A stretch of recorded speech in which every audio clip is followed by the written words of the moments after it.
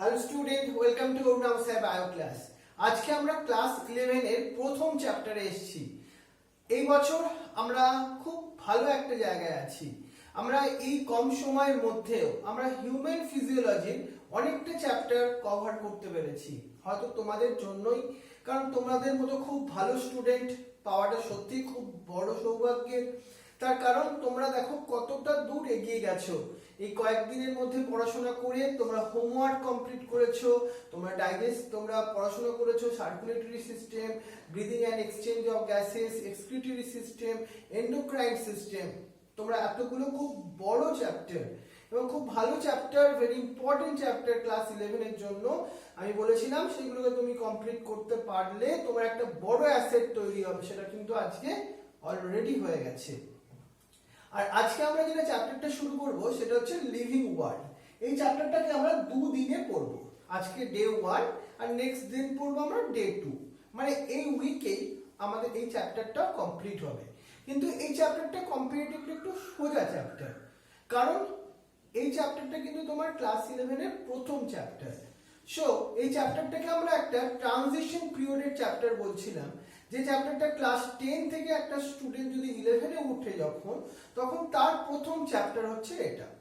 তাহলে এই চ্যাপ্টারটার মধ্যে দিয়ে চলো আমরা কি কি জিনিসগুলো দেখব সেটাকে ওয়ান বাই ওয়ান ডিসকাশনের মধ্যে আসি। Day 1 living world chapter. এইটা চ্যাপ্টারটা দিয়ে যখন তুমি ছোট্ট এই লেভেলটা আসো, আস্তে আস্তে আমাদের সিলেবাসটা একটু একটু একটু কমপ্লিট করতে থাকলে তুমি তোমার যে ডেস্টিনেশন, আমার কাছে যারা পড়ো তাদের ম্যাক্সিমাম সবার ডেস্টিনেশনটাই এই মেডিকেল বা বায়োলজিক্যাল ফিল্ডের সঙ্গে কিছু করা। বোর্ডের ক্লাস তারও কিন্তু একটা তোমার স্টেপ বলতে পারি আমরা। তাহলে এইভাবে আমাদের ড্রিম বা স্বপ্নের দিকে পৌঁছে যাব আমাদের এই ক্লাসের থ্রু দিয়ে। এই ক্লাসটা হয়তো মেডিকেলের নয়, কিন্তু এটা একটা base of the medical class. তাহলে চলো ডে 1 চ্যাপ্টারটার নাম বলছি আমরা লিভিং ওয়ার্ল্ড। এর মধ্যে আজকে আমরা যে টপিকটাকে নিয়ে ডিসকাস করব সেটা হচ্ছে লিভিং ওয়ার্ল্ড। লিভিং ওয়ার্ল্ডের প্রথম টপিক সেটা হচ্ছে ডাইভার্সিটি। আমরা ডিসকাস করব ক্যারেক্টারিস্টিক ফিচার্স গুলো কি কি আছে, কি কি ক্যারেক্টারিস্টিক ফিচার্স চলো সেগুলোকে নিয়ে, এবং ডিসকাশনের মধ্যে আসবো আমরা যে ক্লাসিফিকেশনের কিছু সিস্টেম আর characteristic features of the living things. আর আমরা পড়বো নোমেনক্লেচার। দেখো আমাদের যে সবার সায়েন্টিফিক নেম কি আছে, এইভাবে যদি আমরা নোমেনক্লেচার সায়েন্টিফিক নেম যেটা হচ্ছে হোমো সেপিয়ান্স। তাহলে আজকে আমরা বললাম যেটা আমাদের স্বপ্নের জন্য আজকে আমরা পড়াশোনাটা শুরু করলাম প্রথম দিন থেকে। তাহলে ডে 1, তাই তো?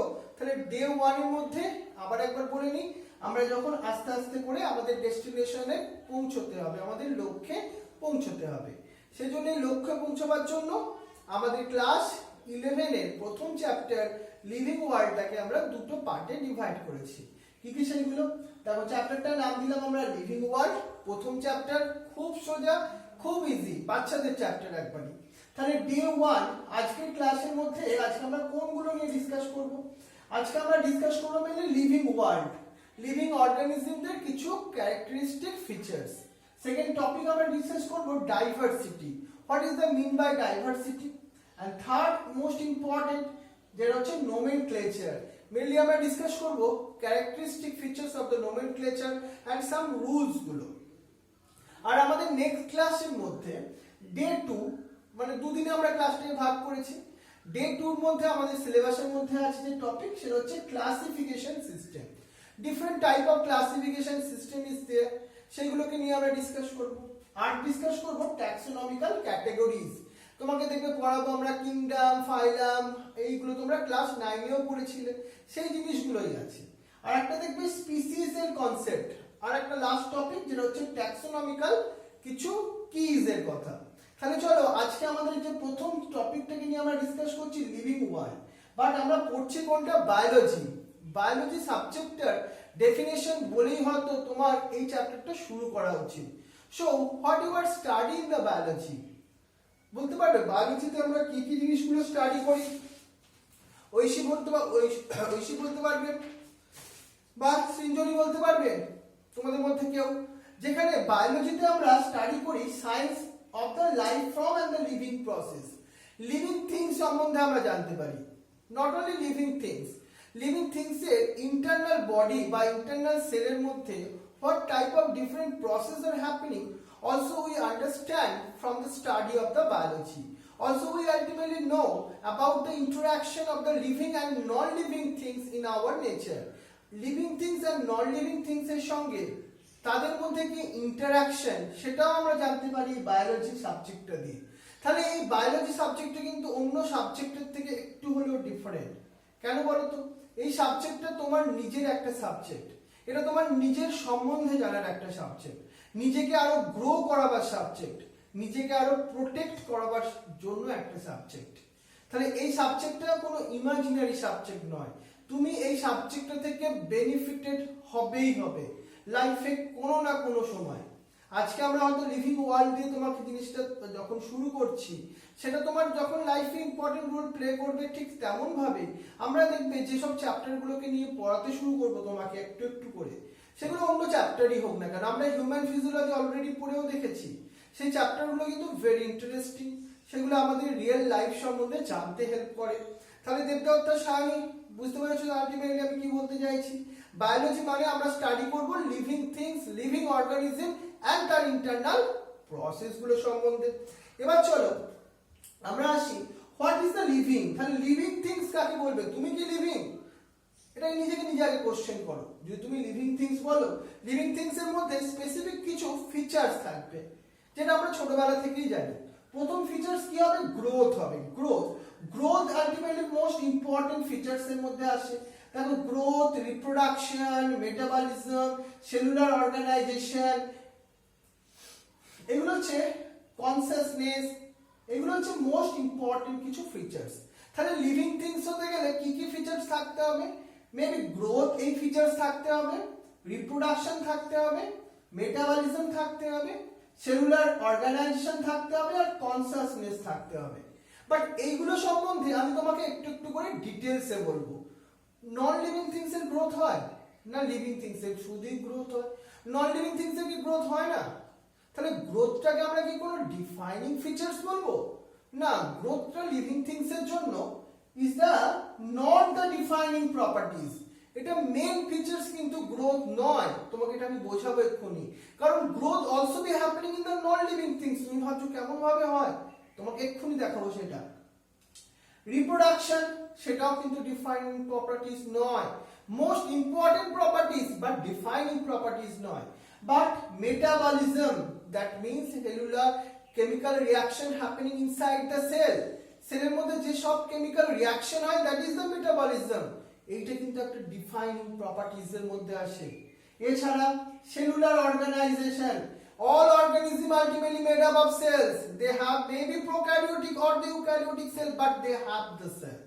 So the cellular organization also the defining properties of the living things.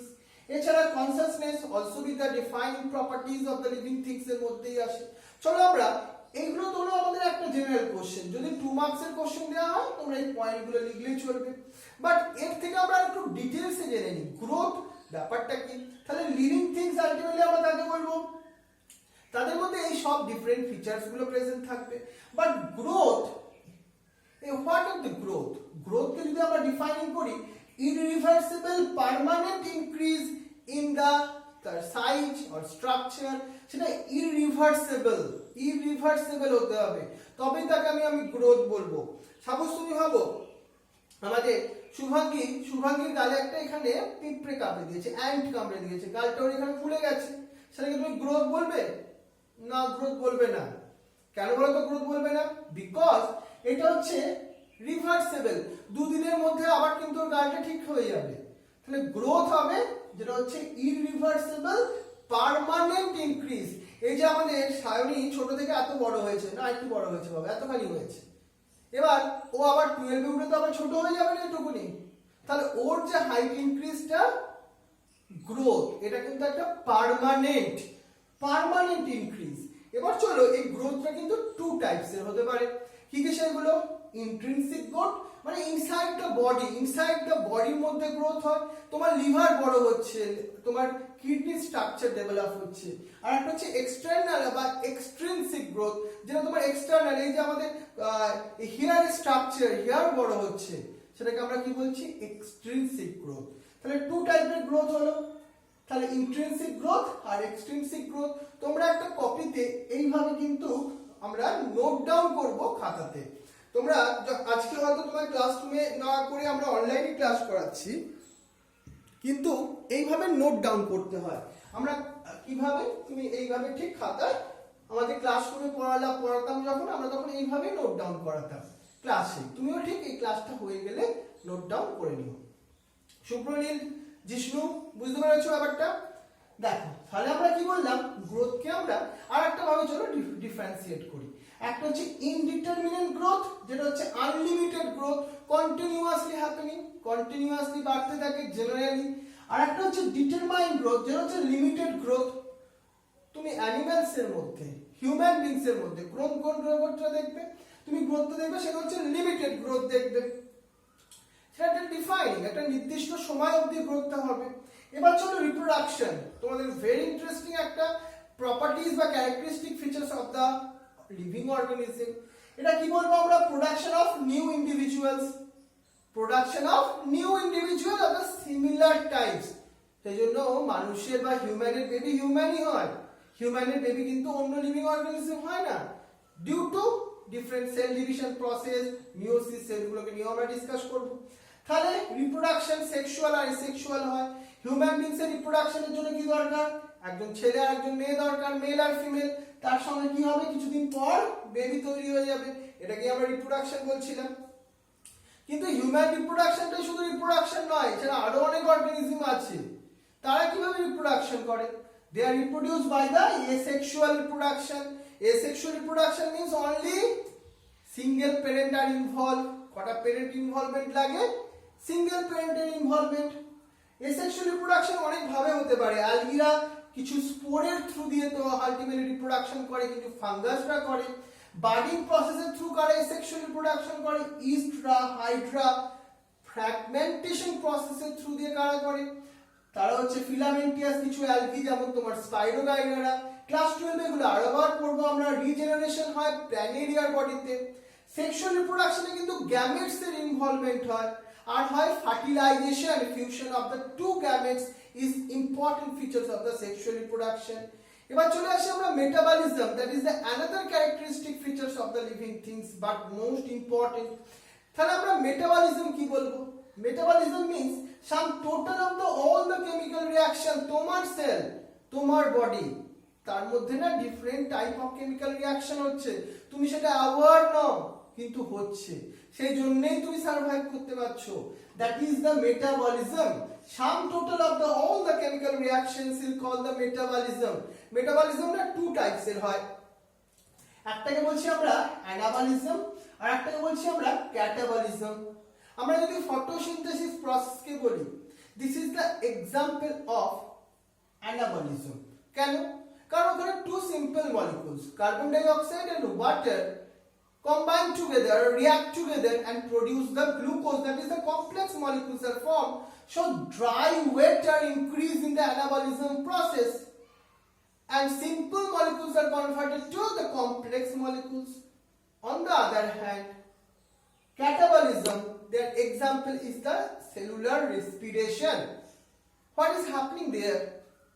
Large molecules like glucose, they break. কিসে ব্রেক হয়? সে ব্রেক হয় তোমার কার্বন ডাই অক্সাইডে ব্রেক হয়, মানে সিম্পল মলিকুলসে ব্রেক আপ হয়, তাই তো? তাহলে সেটাকে আমরা কি বললাম, ক্যাটাবলিজম। সেখানে কি হয়, ড্রাই ওয়েট ডিক্রিজ করে। তাহলে এই অ্যানাবলিজম আর ক্যাটাবলিজমের ডিফারেন্সটা কিন্তু মোস্ট ইম্পর্টেন্স এর মধ্যে আসলো। পুরো ব্যাপারটা বোঝা গেল তো? তাহলে অ্যানাবলিজম আর ক্যাটাবলিজমের মধ্যে ডিফারেন্স কি? Another most important process that cellular organization. Cell is the basic unit of life. তাহলে তোমার বডির স্ট্রাকচারাল এন্ড ফাংশনাল অর্গানাইজেশনকে আমরা কি বলবো?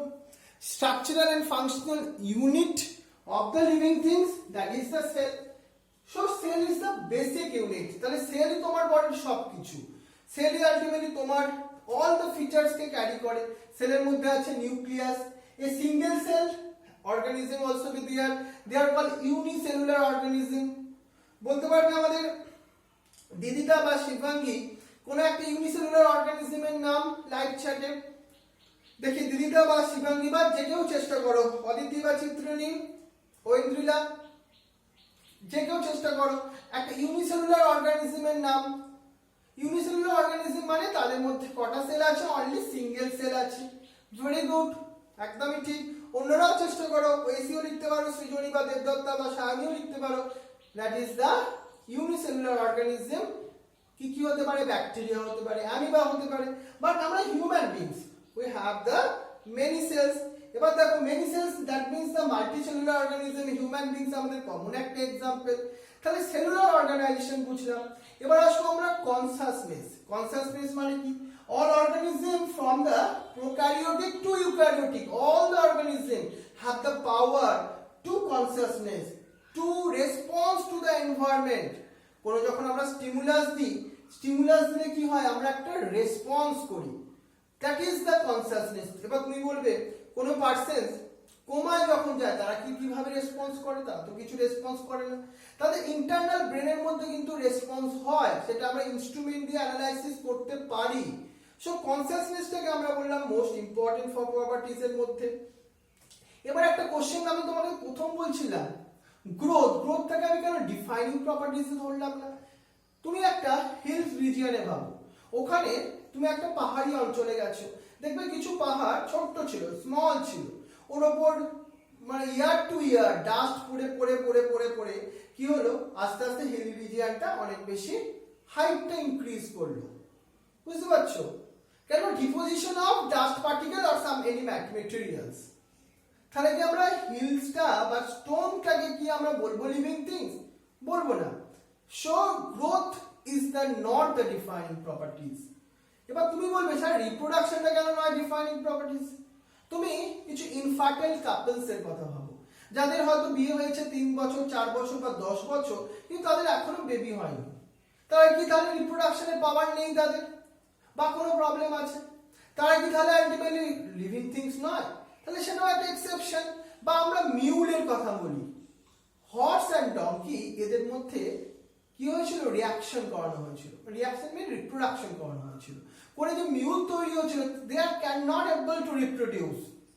সো এটাও একটা এক্সেপশন। তাহলে reproduction also not be the defining properties. এই লেভেলের কোশ্চেন কিন্তু সিবিএসসি বোর্ডের জন্য ভেরি ইম্পর্টেন্ট। বুঝতে পারলে আমাদের অদিতি আর অরিজিৎ আর সুকন্যা? ক্লিয়ার ব্যাপারটা? এবার আসবো আমরা ডাইভার্সিটি। আমাদের তোমরা অনেকেই মা বাবার সঙ্গে ঘুরতে যাও, বেড়াতে যাও, ওখানে গিয়ে তুমি কি দেখো?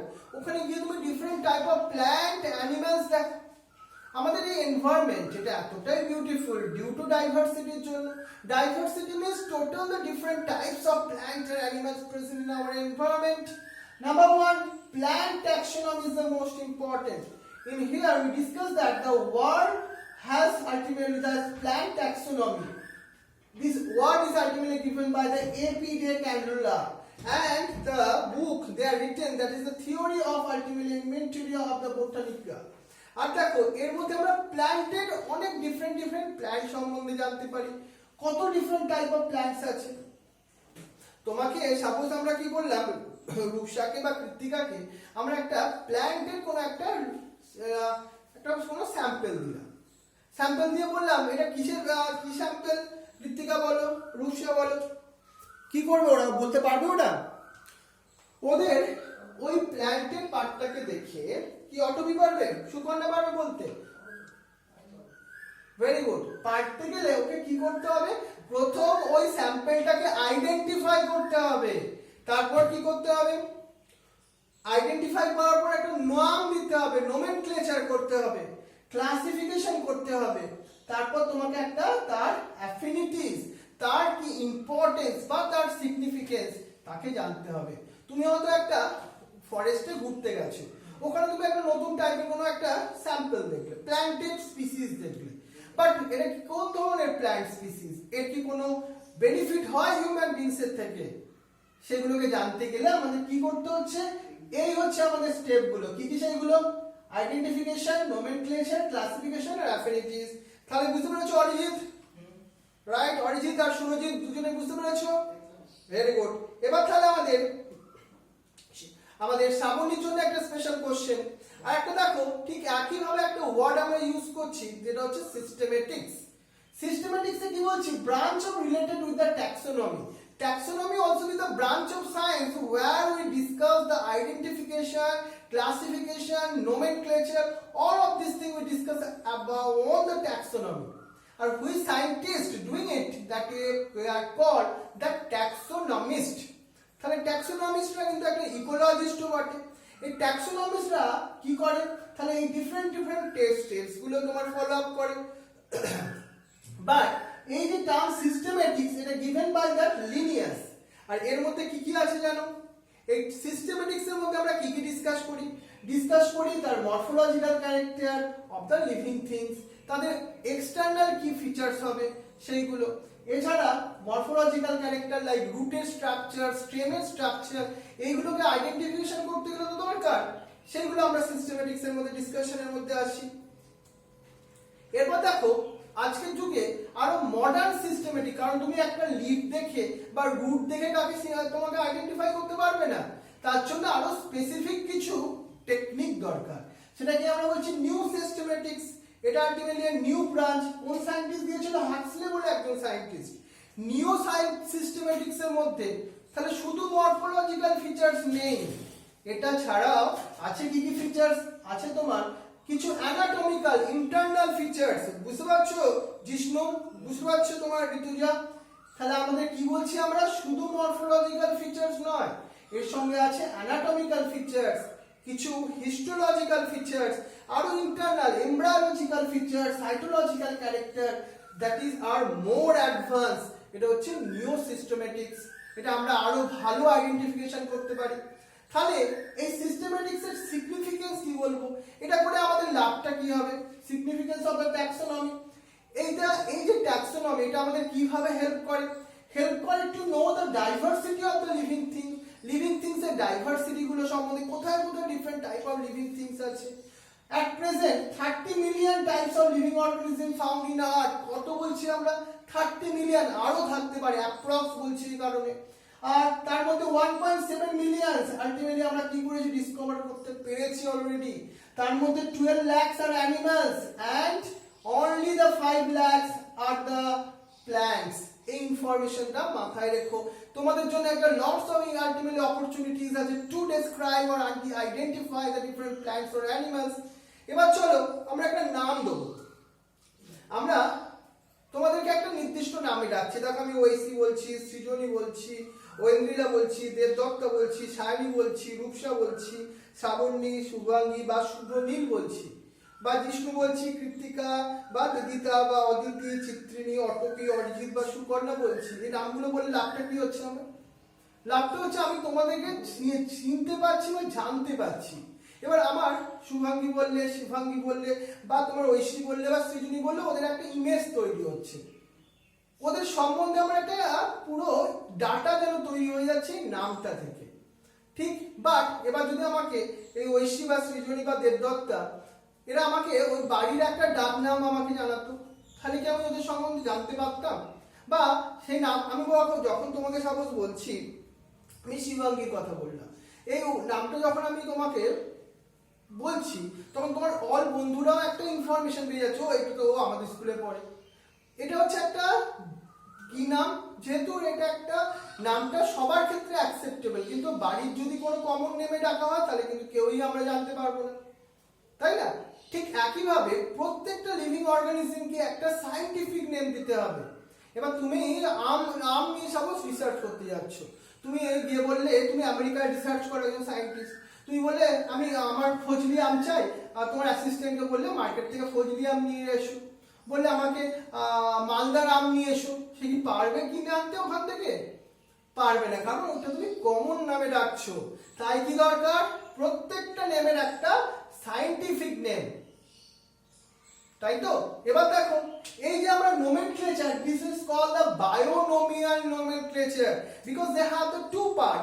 So Linnaeus ultimately founder of binomial nomenclature, কোন সায়েন্টিস্ট? লিনিয়াস।